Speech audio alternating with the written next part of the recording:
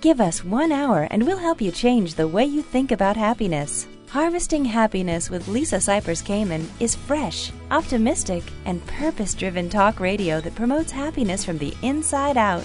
Each week, Lisa spotlights trendsetters and change agents who offer sound emotional fitness tips for improving mental muscle tone and greater well-being.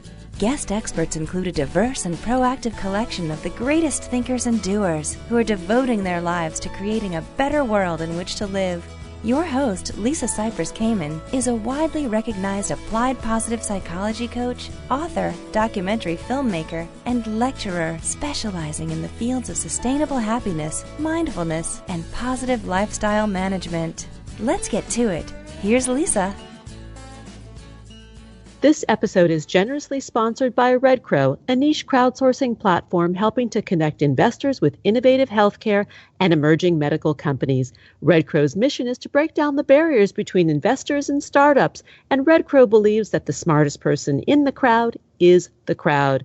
Red Crow is a growing niche investment community comprised of new and experienced investors, successful entrepreneurs, and industry experts who can effectively drive success and fuel impact.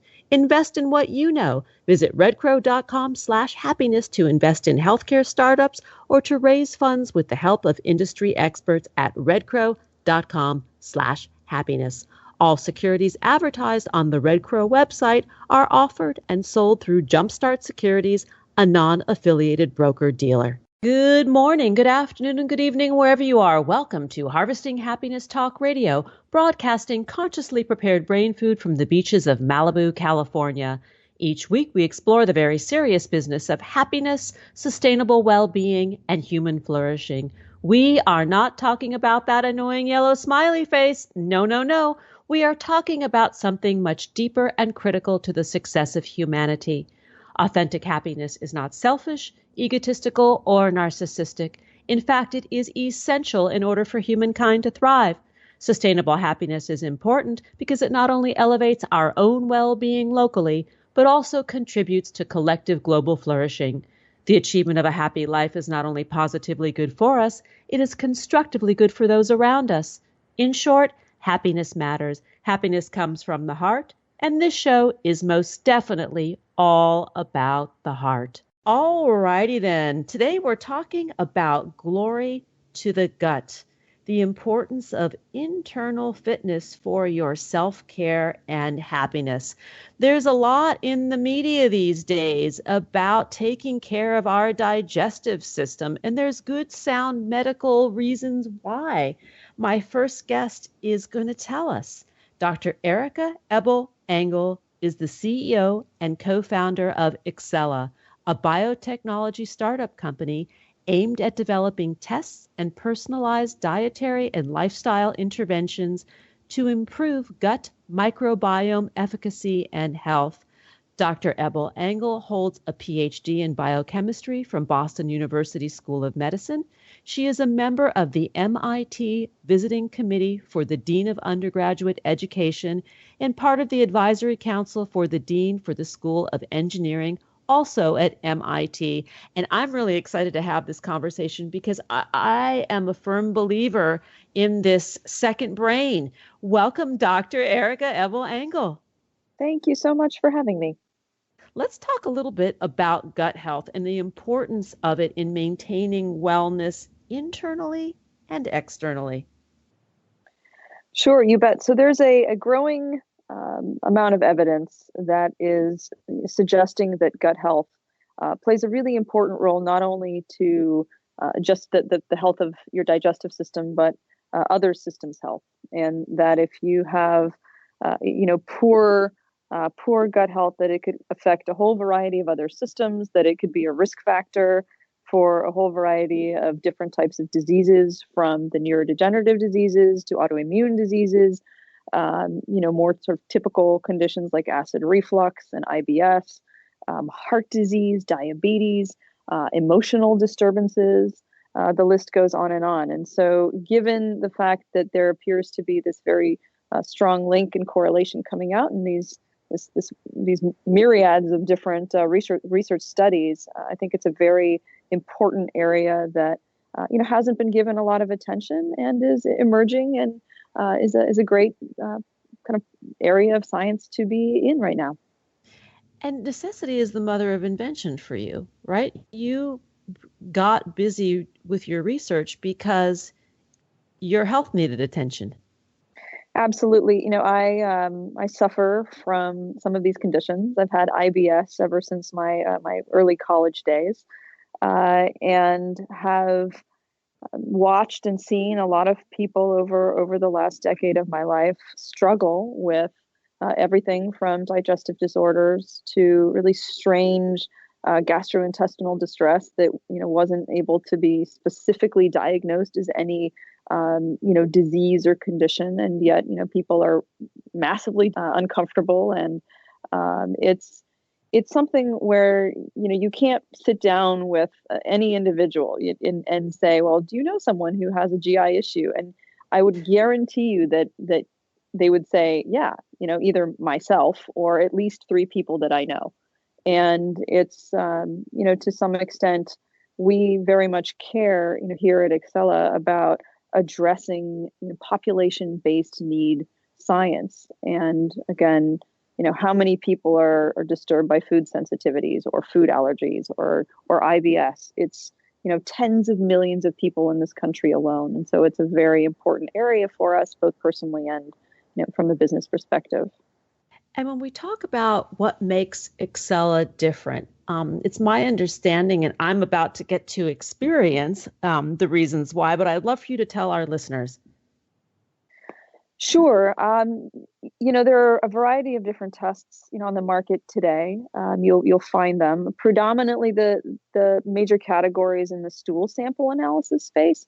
Our test is a pinprick blood test. So for starters, it's easier to collect the sample. It's cleaner. I don't know if you've ever had to collect the stool sample, but it's not particularly the most exciting experience. Yes, Erika, I have. I kind of joke here at the office that I will never look at the little kind of the plate that, when you go to a carnival and they give you like the plate of French fries, it comes in a very similar type basket that you end up having to collect your stool sample in. So I'll never go to a carnival and buy French fries and look at that in the same way again. But it's easier, right? So a very small pinprick blood sample, you can do that from the comfort of your own home. And ultimately, what we're measuring is actually very different. So when you take a stool sample, what you're actually measuring are the types of bacteria that are present in that sample. Now, first, one challenge is with sampling itself comes variability. So many of these companies have been challenged because depending on where you sample from in the stool sample, you could actually end up with a very different result. And then when you think about it, the function of the small intestine versus the large intestine are actually very, very different. You're not, and many of the things that you're interested in actually reside in the small intestine. They don't come out right in a stool sample. They're not supposed to. Whereas a very different sort of set of functionality happens in the large intestine, and then some of those things also reside in the large intestine and don't come out. So you're not actually getting a fully comprehensive look at what is there, and then this sort of challenge with sample variability. So in our case, rather than just measuring the specific types of species, you have X number of lactobacillus or Y number of bifidobacillus, we're actually measuring the output of the specific bacterial species. So many of these bacteria spit out into your blood different compounds that are important for a variety of different systems functions. So what we're actually measuring are those compounds. And thus, it's not just, okay, you have X amount of this type of bacteria, but you're saying, all right, are those bacteria actually doing the right thing in your body? And thus, it's actually more actionable. That you can go and you can make modifications. If these compounds are too high or too low, you can provide dietary and lifestyle or supplementation suggestions for ways to affect that output. So I think, with traditional stool samples, it's a lot more difficult to say, well, okay, you have 8 billion of these bacteria. Well, now what do I do? What do I do to get 9 billion? Or do I even need 9 billion, right? Because to some extent that link isn't fully understood. So rather than that, if you're measuring the output of those bacteria and all right, I need a certain amount of serotonin, well, you can go in and actually do something about that. Let me ask you a couple of questions about that, because with the blood Sure. sample, you're actually getting a picture of what the actual system, how the actual system is performing, right? What's really Correct. going on in our body versus just the output that you would have on a conventional sample. And then once you Yes. have an assessment of what your blood, what your body is actually doing, then you make recommendations on several levels, right? It's not just diet or exercise, but it also is supplementation and the kinds of supplementations that would be recommended for the individual. That's right. So, the supplements, sometimes people, you can't, depending on how low their levels are or how high, you can't just make these modifications through dietary suggestion alone. Sometimes people need a little bit of a kickstart. So, you provide supplements often for people who are in the lowest quintile of some of these metabolites.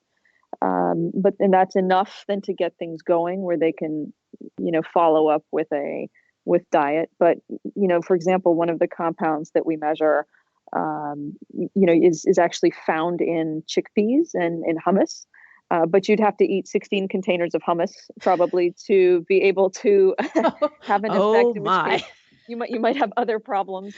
So, again, it's really important to, it's very specific, it's custom tailored. And, the idea is, how do you make it as simple for the user as possible? And, if you don't need to take the supplement, we don't give it to you, because ultimately supplements are, they're drugs, right? So if you Yes. don't need it, you shouldn't be taking it. But if you do, then you'll know exactly which ones you need. And we ultimately retest every other month if you're in the program, so we can follow and track whether or not it's actually having an impact, and make tweaks along the way should that be necessary. What you just said is very interesting to me, because it seems to me that by testing every other month or just having the ability as the consumer to take care of our bodies without a doctor's prescription, going direct to get the test, I think is very, very powerful. I think ultimately it reduces costs, and gives us some sense of uh, control over our lives, right? Dominion over what's going on. It does. I mean, we always encourage people, once they have their test results, to go, and have a conversation with their doctor about it. I have a very sort of open-minded physician who is interested in gut health and overall systems health. And so she is very much a believer in the holistic approach. And so, sometimes it's possible for her to say, "Oh, all right, this is out of whack, and maybe we should run these other tests or whatever else." So I would definitely encourage people to speak with their physicians.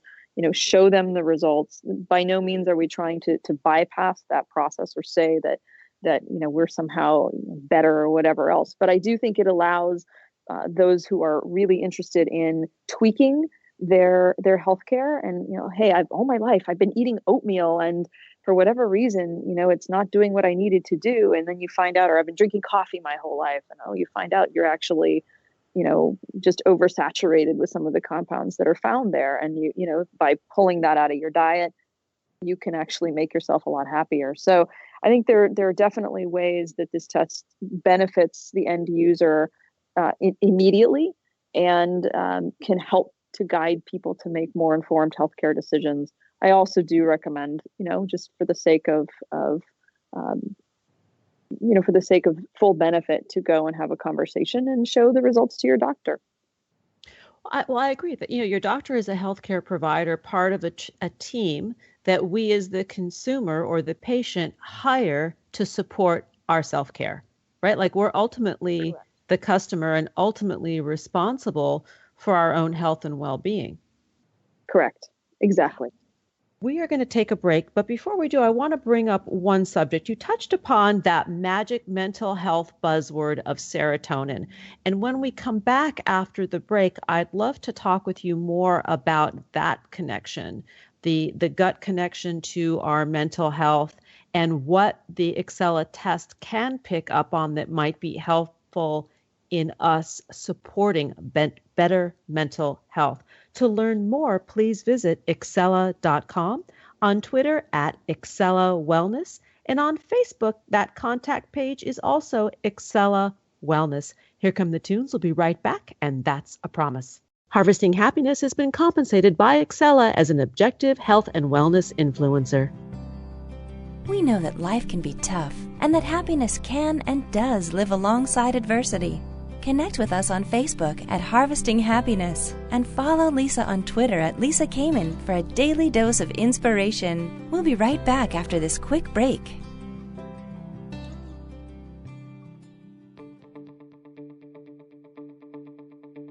Do you find yourself saying things like, "I'll be happy when," or "I'll be happy if"? Does the finish line for happiness keep moving? Does the bar keep getting higher? What's getting in the way of your happiness right now? Too much going on? Working too much? Not working enough? Having too many responsibilities? Not having enough money, enough time, enough space? The list goes on and on. It becomes difficult to see all that we have if we focus on scarcity. One thing I know for certain, happiness waits for no one, and sometimes we all need support. Are We Happy Yet? Is not another self-help book. It's a guidebook for learning how to harvest happiness through self-mastery, which is the key ingredient into building resilience, hardiness, grit, and emotional stability.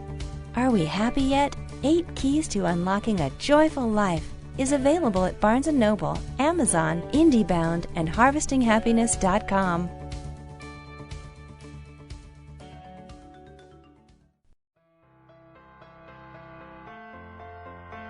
Each day we get to choose how we are going to show up for life, and at times we need tips for strengthening our well-being. Learn training strategies for greater emotional fitness and improved mental muscle tone at HarvestingHappiness.com.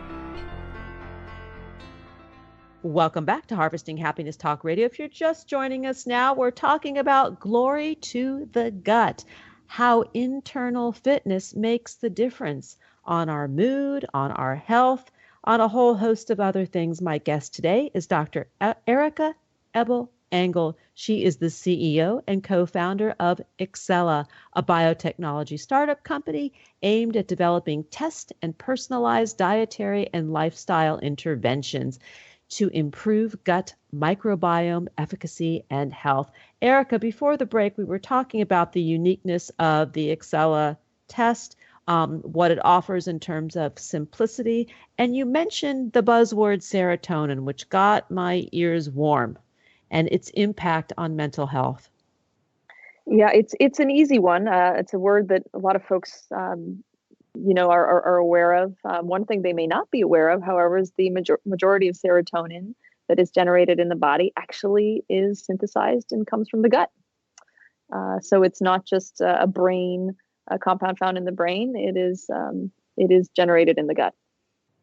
So what I hear you saying is, if we're not having a good diet, if our gastrointestinal system is not working properly, that we could perhaps have a higher incidency of depression as well as other mood issues.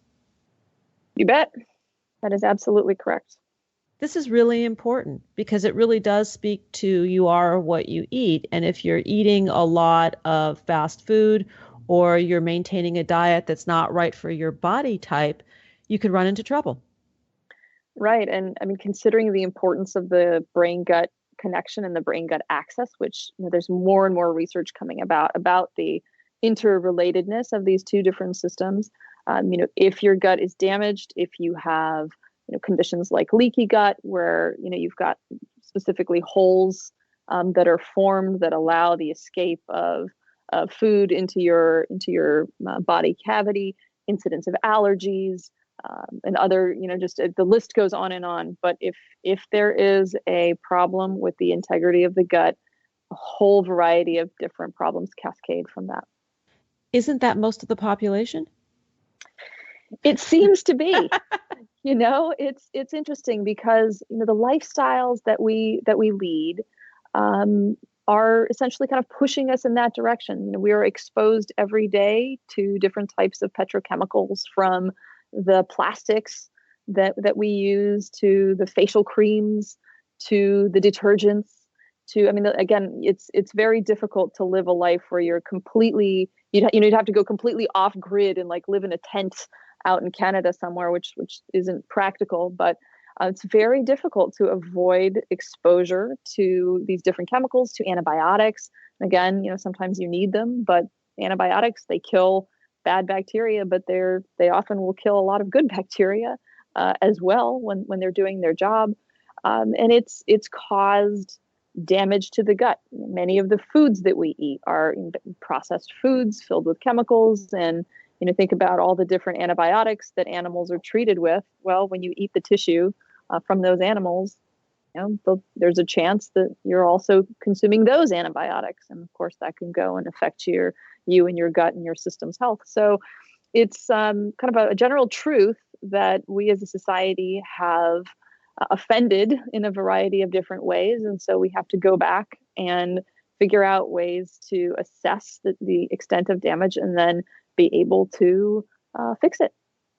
And the good news from what I glean is that once we have awareness of what's going on in the gut, and we make those dietary adjustments and lifestyle adjustments, and in some cases supplement adjustments, that we can heal.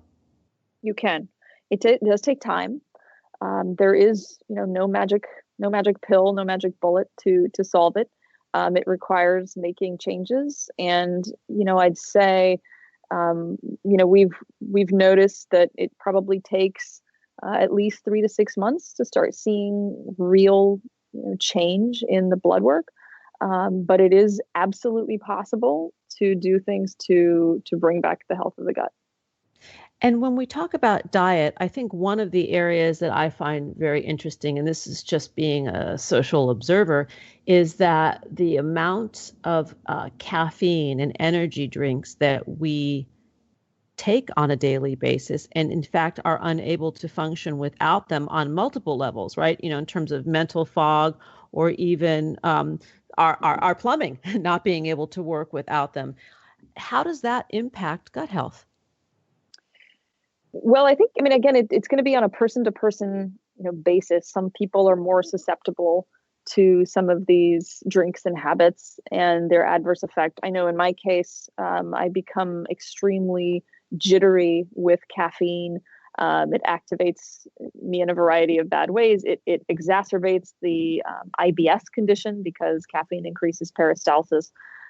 So it's definitely a kind of a red flag. And that being said, it was something that I was drinking quite a lot of because, we live busy lives, and it's the 4 p.m. slump. You need to do something to keep yourself awake, but have to figure out other ways of doing it.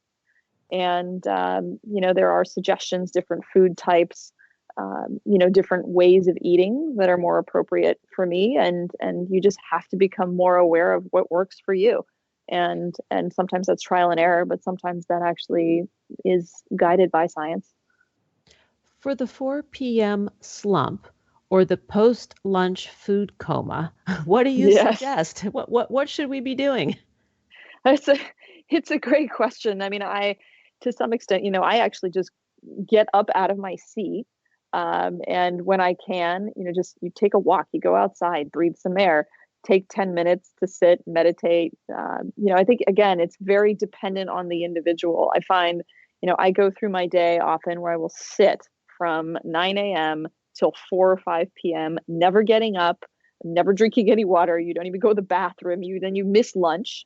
Yep. So, it's being mindful of the fact that, you weren't designed to sit in front of a computer for 8 hours in a hunched over position without moving, without breathing, without stretching, without all these different things. So, and that's an actual change, right? To remind yourself that you need to get up and take a 10-minute walk or breathe or go and eat rather than eating a candy bar, have fruit on hand and have that instead or whatever else. But I think it's the first step is just realizing that you are in this sort of perpetual path over and over again where, what do you expect to have happen if you just sit in the same place for 8 hours without moving, right?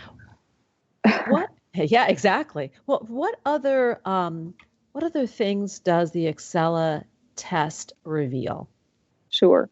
So when you send in the blood sample, there are 12 different molecules that we measure.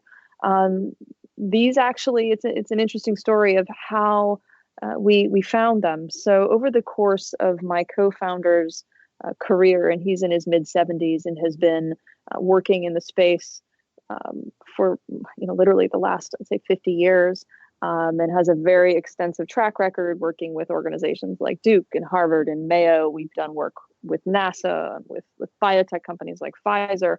As we looked across the various research studies that we've been a part of, and 30 to 40,000 different samples that we've processed, one of the things that we saw across, the neurodegenerative disease family, diabetes, ischemic heart disease, depression, et cetera, the list goes on, were these same compounds kept coming up over and over again as being statistically relevant in both separating disease versus control patients, in describing the disease state, in describing the risk for getting the diseases, and again, just kept coming up over and over and over again. And then as we took a step back and we said, well, what are these 12 molecules?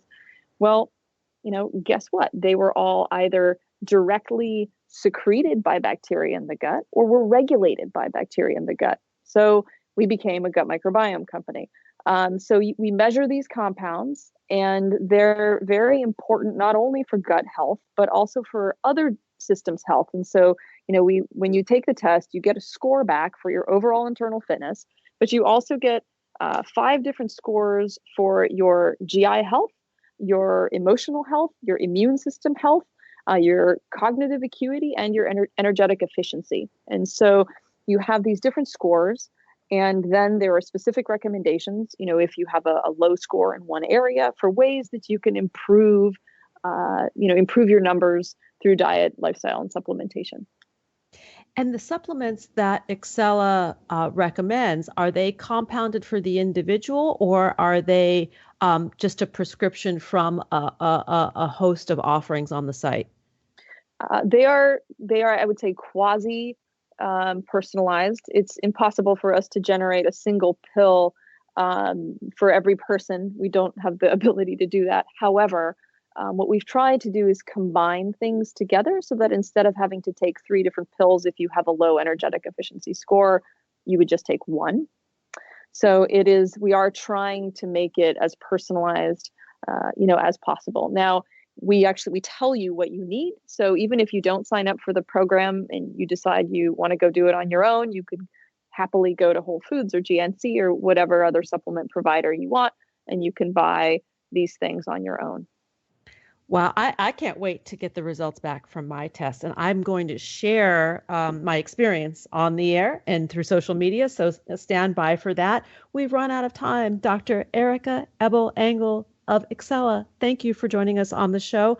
For our listeners, please visit excella.com. You can connect on Twitter at Excella Wellness, and on Facebook, that page is also Excella Wellness. And Erika, I'm so excited to see the company grow and expand, and to get the word out that people can take charge of their health through lifestyle and just very simple choices and interventions.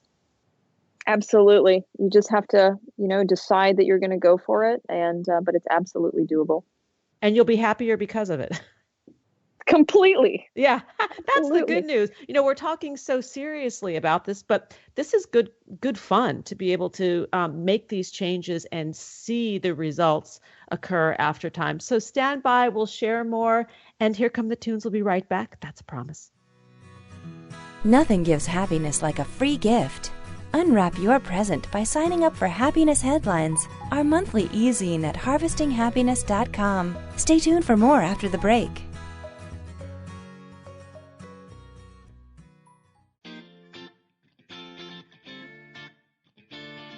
One thing I know for certain, happiness waits for no one, and sometimes we all need support. We all have the freedom to be happy, or the liberty to be miserable each day, regardless of external circumstance. Sure, things will inevitably happen in our lives that are out of our control. There is only ever one thing that is totally within our control: ourselves. When we have command of ourselves, we are better prepared to handle life and bounce back more quickly when challenges arise. Whether you see the glass as half empty or half full, the glass has the capacity to hold more. You have the capacity to be happier. The tool to harvesting your happiness is within your grasp. Are we happy yet? 8 Keys to Unlocking a Joyful Life is available at Barnes & Noble, Amazon, IndieBound, and harvestinghappiness.com.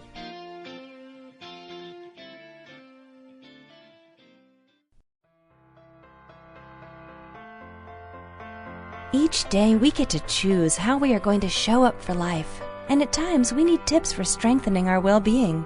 Learn training strategies for greater emotional fitness and improved mental muscle tone at harvestinghappiness.com. Welcome back to Harvesting Happiness Talk Radio. If you're just joining us now, I urge you to download and share this podcast. Why? Because sharing is caring. It's kind, it's free, it's legal, it's available 24/7. And we're talking today about glory to the gut, internal fitness, and the impact of it to our overall health and well-being. My guest now is Dr. Emeran Mayer. He is a professor in the Department of Medicine, Physiology, and Psychiatry at the David Geffen School of Medicine at UCLA. He's also the executive director of the G. Oppenheimer Center for Neurobiology of Stress and Resilience and co-director of The Cure, Digestive Diseases Research Center at UCLA. Dr. Mayer is a world-renowned gastroenterologist and neuroscientist with 35 years of experience in the study of clinical and neurobiological aspects of how the digestive system and the nervous system interact in health and disease. And I want to give another interesting fact about Dr. Mayer that I absolutely love.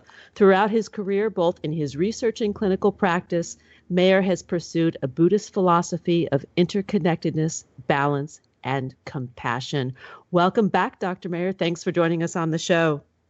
Thanks, Lisa. Nice to be back. It's a pleasure to have you. Today, we're also talking about your book, The Mind-Gut Connection, How the Hidden Conversation Within Our Bodies Impacts Our Mood, Our Choices, and Our Overall Health. Let's talk a little bit about what interested you in this area of medicine. It's a long story. I just give you the short version. I've always been interested in that, actually. The reason I went into medicine, in how the body and the mind interact. And I have pursued this first in studying during my thesis, studying the connection between the brain and the heart, and later really shifted the focus on the digestive system, on the gastrointestinal tract, and the mind-gut connection. And I know it was the right choice to go that direction, because when the microbiome came on the scene, that the brain-gut microbiome connection or interactions became a very hot topic, and I'm glad I'm at the forefront of this. I am too. And talk a little bit about when that happened, because it actually was not that long ago. It was not very long ago. It was the microbiome revolution, I would say, really was driven by technology, the computing power and the affordability of doing what's called sequencing, or identifying hundreds of thousands of genes and gene expression profiles, which allowed us basically to, for the first time, to identify, characterize the 100 trillion microbes, invisible microbes that live in our gut that were not before seen under the microscope, or wasn't able to culture them. But now with these techniques, we're able to do it, and it's getting cheaper by the year. That means that these analysis techniques can be applied even in the clinic, and this will continue to drive the interest and the science that looks into this up to now hidden universe inside of us. And just to give some perspective, was this in the late 80s, roughly? It really became a hot topic, I would say, in the last 10 years or so. I can still really well remember Jeff Gordon, who is one of the pioneers, I could almost say the father of this science. When he first published a study, it was related to obesity, and my own area of interest, so the connections between the brain, the central nervous system, and the gut, that really took off even this, few years back. I would say probably, between 7 and 10 years ago, people started to study this in mice originally, and then this has progressed into studies in humans, and some very exciting things going on today. Well, the reason I asked back in the 80s is I think it was mid to late 80s, I had a bout of chronic fatigue, and I went to my conventional internist who was telling me about Helicobacter pylori. And he says, there's all this new research that's being done with this connection of what's going on in the gut. And, you're going to see this is going to be responsible for so much of our health. And I didn't think he was crazy. I thought he was out there and he was on to something. And that's when I became aware of how important it is for this internal fitness aspect of ourselves. Yeah, and that is, so the H. pylori story is quite interesting because so I was I was a junior faculty member at the time and was working at the Cure Institute here at UCLA, which was all focused on identifying the causes and developing better treatment for peptic ulcer disease. And for a long time, the premier investigators at that center ignored the emerging signs about H. pylori that started to happen at the time. It wasn't really viewed as sort of the microbiome science. I mean, H. pylori was something that in some ways came out of the blue, that nobody suspected that a disease that many of us had thought and had pursued in research was either some chemical or food related, or speaking for myself, a brain stomach problem that under stress you would develop these ulcers. When Barry Marshall first published these self experiments that he ingested H. pylori containing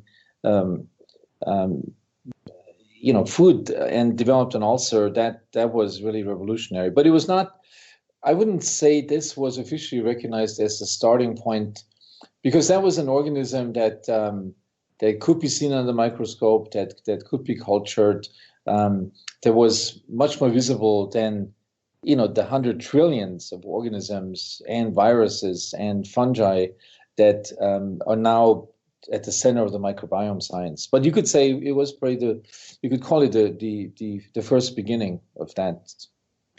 I think for me, it brought attention to an area of self-care that I never paid attention to prior.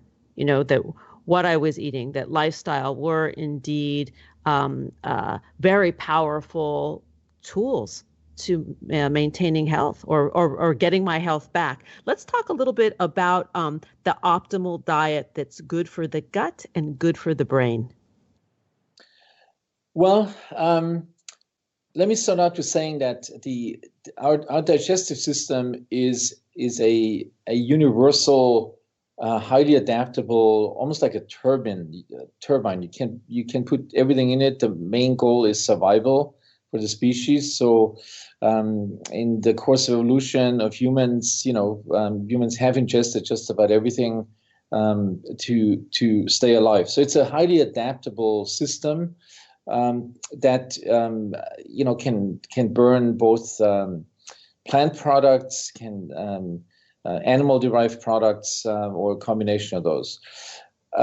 If we think about today, where the survival is no longer for a lot of people, I mean, unfortunately, still for some and in different parts of the world, but for the majority of people, is no longer the main challenge for us humans.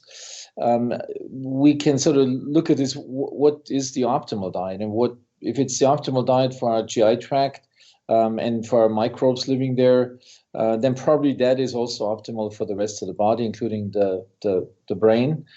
And there's no question in my mind, there's so much converging epidemiological science and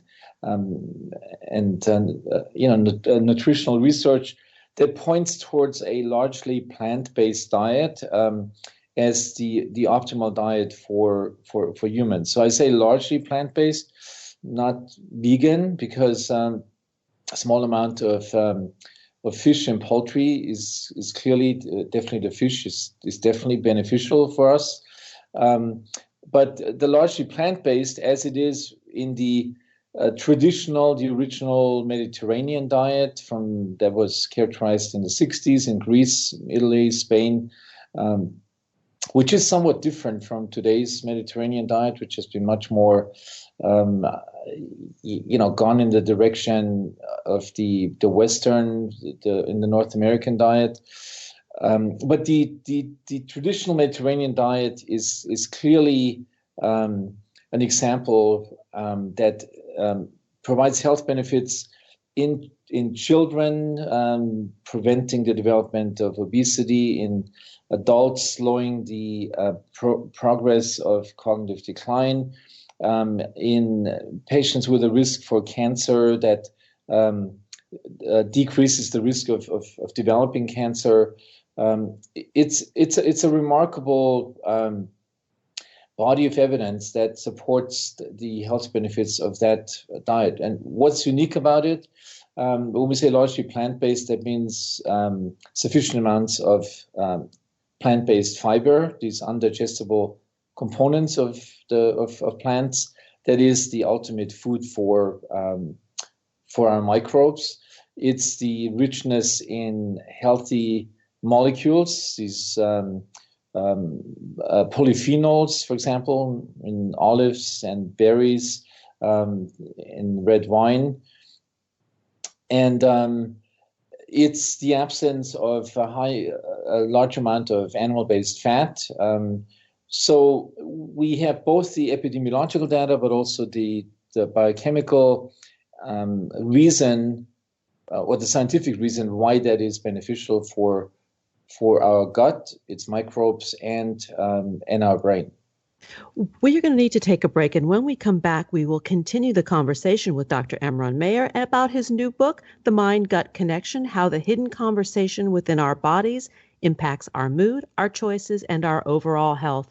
To learn more, please visit emeranmayer.com, on Twitter @EmeranMayer, and on Facebook, Emeran A. Mayer. And I believe the Twitter is also Emeran A. Mayer. Yes, it is. Yes. Yes. All right. Here come the tunes. We'll be right back, and that is a promise. Who says money can't buy happiness? Check out Lisa's new book, Are We Happy Yet? 8 Keys to Unlocking a Joyful Life, and other fun, fashionable, and inspiring items at shophappy@harvestinghappiness.com. We'll be right back after this quick break.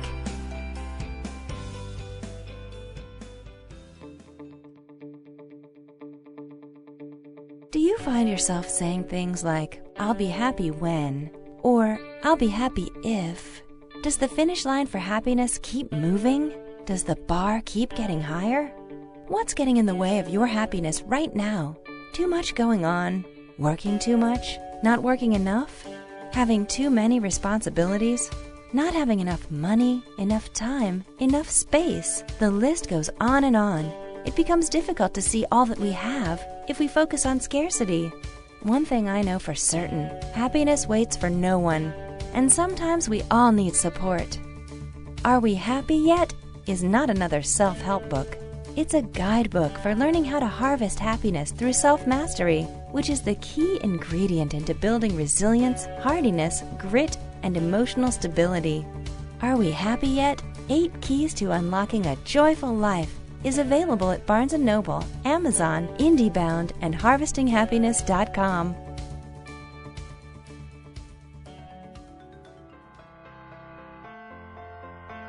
Each day we get to choose how we are going to show up for life, and at times we need tips for strengthening our well-being. Learn training strategies for greater emotional fitness and improved mental muscle tone at HarvestingHappiness.com. Welcome back to Harvesting Happiness Talk Radio. We're continuing the conversation with Dr. Emeran Mayer about his new book, The Mind-Gut Connection, How the Hidden Conversation Within Our Bodies Impacts Our Mood, Our Choices, and Our Overall Health. So, Dr. Mayer, prior to the break, you were highlighting the basic elements in the Mediterranean diet. I just want to recap that before we move on in the discussion. Yeah, so when we say largely plant-based, and I should say, traditional Mediterranean diet, you could say the same thing about traditional Asian diets, like the Japanese, Okinawan, China. It's a very similar principle, which also I think points towards the fact that humans have maintained a sort of similar approach to if there's enough food available to select the food items that are best for them. The largely plant-based important because the Western diet has kind of almost eliminated fiber from our diet. So the recommended amount per day is 20 grams. Our hunter-gatherer ancestors consumed up to, it's estimated, about 100 grams. And most people are consuming about 10 grams a day. So if you stick to the largely plant-based diet, you will ingest enough undigestible fibers, which is the ultimate food for our microbes, fostering the diversity and abundance of the microorganism and decreasing the likelihood of developing this low-grade inflammation, the leaky gut, and all the sequelae that come from that. So the fiber, a very important component. A second one, probably equally important, fruits, particularly berries, olives, and red grapes, red wine, containing these large molecules, which is so the pharmacy of plants. These so-called polyphenols, a very interesting group of molecules that the plants use to their own defense and to the protection of their own health.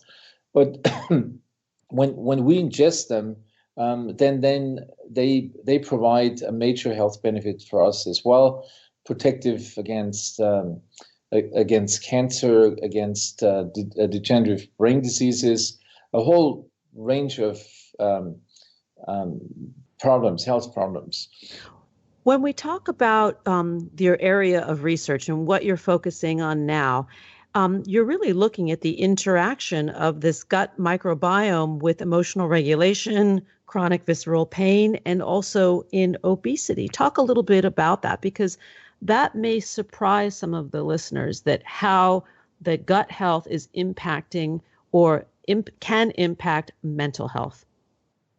Well, this starts really with the realization, as I point out in my book, that the gut is not just a digestive organ that we don't really want to think about, to associate with. It's the organ you normally would not want to think about, and particularly not in terms of in the connection with positive emotions like happiness or well-being. But in reality, the gut is a major sensory organ that identifies molecules, signaling molecules that come from our diet, which then generate signals in terms of hormones that the gut releases, of immune signals, and of nerve signals, particularly through the vagus nerve, that all can reach the central nervous system, the brain, particularly emotional regulation areas, and influence the function of emotional circuits within our brain. This has been studied primarily in studies in laboratory studies in mice, and the results are quite intriguing. But there's also data, partly from our own group, that the ingestion, for example, of probiotics have a significant effect on emotion regulation systems within the brain. I personally think the reason it's not as easily as easy to demonstrate in humans. I mean, human brain is a very complex organ that is obviously much more sophisticated than the mouse brain. So therefore, there's more influences in addition to the gut signals that regulate our emotions. So I always say comparing an HP calculator from 25 years ago with the IBM Watson supercomputer, the latter being our human brain. So, but the gut and its microbes still play, we know that, a significant regulatory or modulatory influence on the brain and our background emotions. And if you work the other way around, what I really hear you saying is that excessive stress and anxiety, which are processed in the brain and felt in the body, leads to sickness. Very important concept. And, coming back to what we talked about, the H. pylori in the past. So if you take stress hormones like norepinephrine and you have a culture dish with H. pylori organisms, if you add the stress hormone to that culture dish, the organism will be more aggressive and will express genes that have to do with what we call virulence or aggressiveness towards the host. So the connection between stress and ulcer disease that was well established has as an intermediate the role of stress on the H. pylori organism, which then attacks the stomach lining. And there's now a growing evidence of studies that have shown that norepinephrine modulates most microorganisms that live in the gut, both the good ones, but also pathogens, if you develop a gastroenteritis, making these organisms more aggressive towards us, towards the gut, and towards the host. So if you're stressed, not only does the number of certain species in your gut go down, but also it will change the behavior of individual microbes. And what we know from other studies is it also increases the leakiness. So negative emotions, stress, have a multitude of effects that make the interactions between the microbes inside of us and our gut and our health much less favorable. And what about the impact of lifestyle? That diet is just one part of the equation.